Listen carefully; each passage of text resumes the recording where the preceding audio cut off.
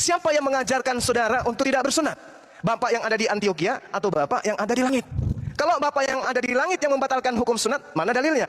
Kalau Paulus, bapak yang ada di Antioquia itu membatalkan hukum sunat, ada dalilnya. Galatia 5 nomor 2, nomor 3. Bahkan dia mengatakan di dalam Galatia 2 nomor 8, aku diutus untuk orang-orang yang tidak bersunat. Kalau kita tidak permasalahkan makanan, saya sarankan alangkah baiknya kita jadi batu aja.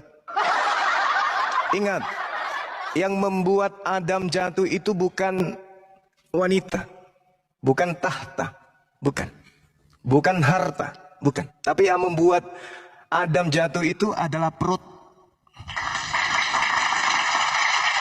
Jadi jangan anggap sepele. Ketika Tuhan mengatakan haram, makan haram, minum haram, jangan Anda anggap sepele. Kecuali Anda ingin masuk dalam barisan Paulus. Sabar dulu, sabar bang, sabar. Apa yang diterangkan oleh Tuhan kepada manusia yang menghancurkan manusia di atas muka bumi ini, orang mencuri, orang merampok, orang korupsi, orang kejar menjadi pejabat, orang kejar menjadi PNS, orang kejar menjadi pegawai, orang kejar, orang kerja, orang ini, apa yang dikejar? Perut. Kalau hanya sekedar senggama, menggauli lawan jenis, tanpa kerja pun bisa. Kalau hanya sekedar rumah, orang tidak kerja pun bisa punya tempat hunian. Tapi kalau yang disebut makan, tak ada kekuatan di atas muka bumi ini yang bisa menghalangi. Dan setan, iblis masuk ke zona itu. Makanya Al-Quran menarasikan, ya ayuhan nas, wahai seluruh manusia, kulu mimma fil ardi halalan thayyiba, makanlah dari bumi apa yang dihalalkan. Yang diharamkan jangan kau makan. Makanya ujian para nabi dan umatnya itu, jangan makan ini, jangan makan itu ujian. Tak ada salahnya babi, tak ada salahnya anjing. Mereka makhluk Allah, mereka makhluk Tuhan. Tapi Tuhan menguji kita, jangan makan itu. Itu ujian. Tapi di Kristen enggak, semua halal. Andai saja pesawat terbang itu bisa direbus, itu pun dimakan. Aspal bisa digulung, dibakar, dan dimakan pakai nasi, itu pun dimakan. Itu saudara Kristen. Padahal Tuhan mengatur tentang konsep makan yang masuk ke dalam tubuh manusia. Sedikit lagi bang, saya terakhir sesi ini sebelum saya ibadah. Kemudian, jangan lupa subscribe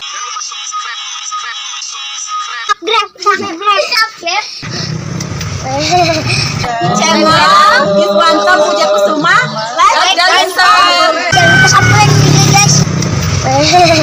Jangan lupa di subscribe.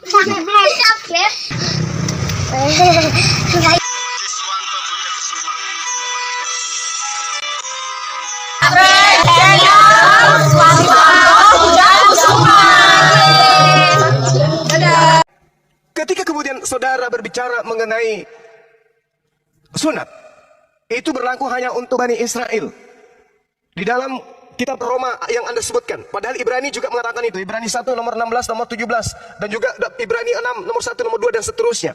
Bahkan Galatia 2 nomor 22, nomor 3, 22 dan seterusnya. Bahkan Galatia 5 nomor 1 dan seterusnya.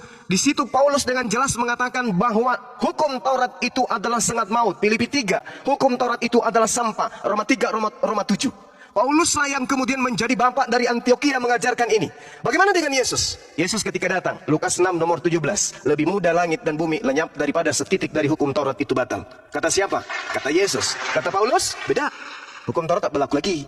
Yesus mengatakan lebih mudah langit dan bumi lenyap daripada hukum Taurat itu batal. Paulus mengatakan, tangkis. Berkatakan, sekarang hukum Taurat itu hanya sampai Yohanes. Yesus tangkip lagi. Barang siapa yang menghilangkan satu titik dari hukum Taurat, maka dia akan menempati tempat terendah. Paulus tangkis lagi. Tidak ada orang yang benar oleh karena tunduk kepada hukum Taurat. Yesus tangkis lagi. Aku datang bukan untuk menghapuskan, aku datang untuk menggenapi. Dibalas lagi. Kamu sudah menggenapinya di atas tiang salib dengan cara mati. Ditangkis lagi. Tidak ada orang yang banyak ini yang tidak mengenal hukum Taurat. Terkutuklah dia. Yohanes 7 nomor 37. Ditangkis, saling menangkis satu sama lain. Maka ajaran Yesus yang ada di tengah-tengah Bani Israel itu bertentangan dengan ajaran Paulus yang ada di tengah-tengah Antioquia. Jadi tolak ukurnya yang tadi bang. Tolak ukurnya yang tadi. Siapa yang mengajarkan saudara untuk tidak bersunat? Bapak yang ada di Antioquia atau bapak yang ada di langit? Kalau bapak yang ada di langit yang membatalkan hukum sunat, mana dalilnya?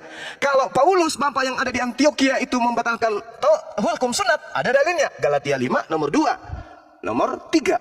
Bahkan dia mengatakan di dalam Galatia 2 nomor 8, aku diutus untuk orang-orang yang tidak bersunat. Oke ya? Ya. Nah, jadi kesimpulan saya, Oke deh. Kristen ini Benar, adalah sebentar pengikut deh. Kristus Sebelum Paulus, Deng sembahyang, dan saya mau Kristen sampaikan ini satu lagi. adalah pengikut Bapak Paulus. Demikian, silakan. Teman-teman saya, guru-guru saya di sini bisa melanjutkan. Saya pamit sejenak, kurang lebih 15 menit. Silakan.